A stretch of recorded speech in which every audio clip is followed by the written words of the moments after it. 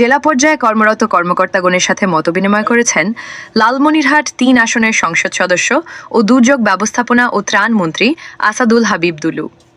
এ সময় লালমনিরহাট সংসদীয় আসন ২-এর সংসদ সদস্য রোকন উদ্দিন বাবুল, সংসদীয় আসন ১-এর সংসদ সদস্য ব্যারিস্টার হাসান রাজীব প্রধান উপস্থিত ছিলেন।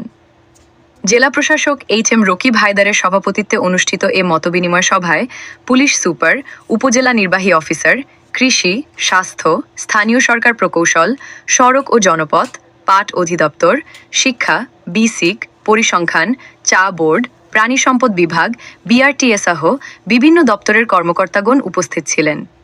এ সময় দুর্যোগ ব্যবস্থাপনা ও ত্রাণমন্ত্রী আসাদুল হাবিব দুলু উপস্থিত কর্মকর্তাদের মাঝে বর্তমান সরকারের ১৮০ দিনের কর্মপরিকল্পনা তুলে ধরেন। সভায় তিনি বলেন, জনগণের ভোগান্তি ও হয়রানি দূর করতে হাসপাতালে দালালদের দৌরাত্ম্য দূর করতে কাজ করবে বর্তমান সরকার। কৃষকদের সার, বীজ সহ অন্যান্য প্রণোদনা নিয়ে ভোগান্তি করা যাবে না। শিক্ষা প্রতিষ্ঠানগুলোতে শিক্ষার মান বাড়াতে বুড়িমারি পর্যন্ত রেল যোগাযোগ আধুনিকায়ন করতে লালমনিরহাট বুড়িমারি মহাসড়ক ৪ লেনে উন্নীত করার পদক্ষেপ গ্রহণে আগামী সংসদ অধিবেশনে দাবি উত্থাপন করবেন বলেও জানান তিনি।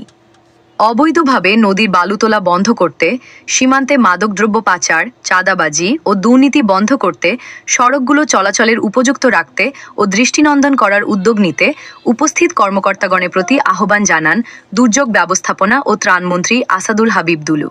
নেতৃত্বের কণ্ঠস্বর, লালমনিরহাট।